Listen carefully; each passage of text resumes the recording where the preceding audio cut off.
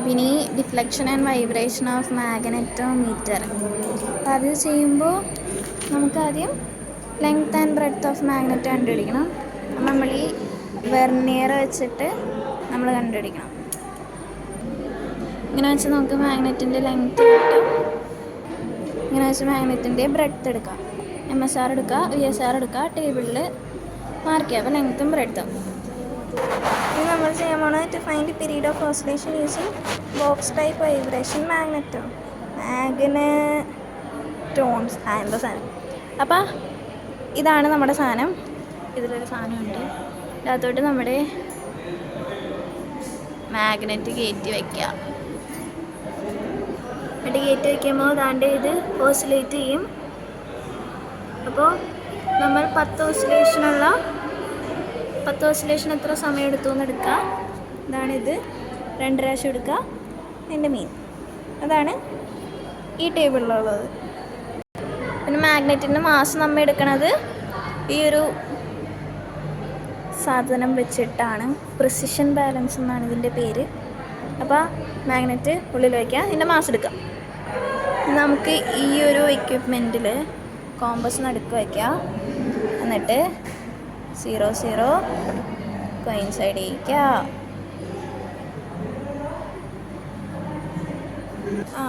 അപ്പോൾ നമ്മൾ bar magnet എടുത്തു. ഒരു ബോൾ വേറെ ബോൾ. ഇത് ഏത് ബോളാണെന്നും ചെക്ക് ചെയ്യേണ്ട ആവശ്യമില്ല. ഇത് അടുത്തേക്ക് വരിക. ഇതിൻ്റെ അടുത്തേക്ക് കൊണ്ടുവരുമ്പോൾ മാഗ്നറ്റിൻ്റെ നീഡിൽ ശ്രദ്ധിക്കുക. അത് 30-ൻ്റെ 60-ൻ്റെ ഇടയിൽ എപ്പോഴൊക്കെ ഇടുന്നാണ് ഡിഫ്ലക്ഷൻ നടക്കുന്നത്. 40-ൻ്റെ അപ്പോൾ നമ്മൾ 16 വെച്ചു. 16 വെച്ചപ്പോൾ 30-ൻ്റെ 40-ൻ്റെ ഇടയിലാണ് ഡിഫ്ലക്ഷൻ വരുന്നത്. 30-ൻ്റെ 60-ൻ്റെ. അപ്പോൾ നമ്മൾ 16 ഇവിടെ ഡിസ്റ്റൻസ് നമുക്കിവിടെ 16 എന്ന് എഴുതാം. അപ്പോൾ എന്നിട്ട് ഈ ഡിഫ്ലക്ഷനുള്ള നീഡിൻ്റെ 2 സൈഡിലുള്ളത് θ1 θ2 എന്ന് ഇവിടെ എഴുതാം. θ1 θ2 എഴുതാം. എന്നിട്ട് അത് കഴിഞ്ഞിട്ട് ഇവിടെ തന്നെ നമ്മൾ ഈ പോള് തിരിച്ച് 16 തന്നെ വെച്ച്. അപ്പോൾ കിട്ടുന്ന വാല്യൂസ് ഒന്ന് സെറ്റിൽ ആവട്ടെ.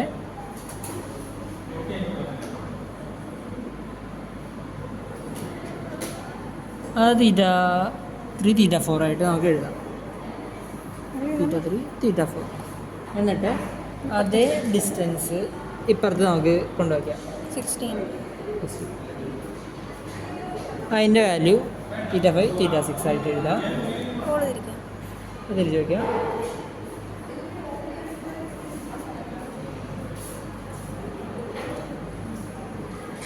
അത് θ7 θ8 ആയിട്ട് എഴുതാം ഇവിടെ. അതിനുശേഷം ഇപ്പോൾ 16 വെച്ചേക്കുക. അടുത്ത ഡിസ്റ്റൻസിൽ വയ്ക്കുക. അതേപോലെ എക്സ്പീരിയൻസ് കണ്ടിന്യൂ ചെയ്യുക. ഇത്രേ ഉള്ളൂ. ഇപ്പോൾ ടാന് കഴിഞ്ഞു. ടാൻ ബി എന്ന് പറയുമ്പോൾ നമ്മൾ ഇതേ സാധനം അത് എടുക്കുക. പിന്നെ കറക്റ്റ് 90 ഡിഗ്രി പെർപെൻഡിക്കുലർ വയ്ക്കുക.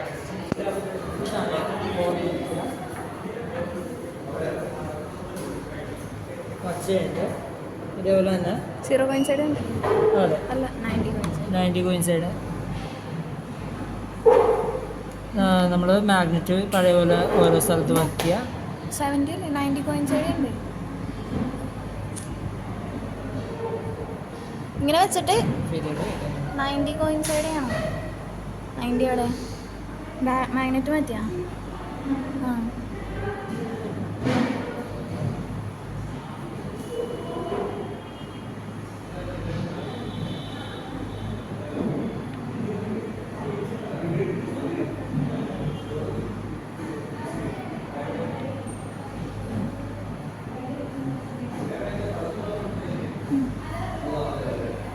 90 കോയിൻസൈഡ് യൂസ്. എന്നിട്ട് അതേപോലെ തന്നെ ഇവിടെയും 60-ൻ്റെയും 30-ൻ്റെ ഇടയിൽ വരുന്ന സ്ഥലം വയ്ക്കുക. അതിൻ്റെ നമ്മൾ റീഡിങ് എടുക്കുക. ഇവിടെ 2 പോളും മാറ്റി വയ്ക്കുക. അതേ ഡിസ്റ്റൻസിൽ അപ്പുറത്തോണ്ട് വയ്ക്കുക. പോള് മാറ്റുക.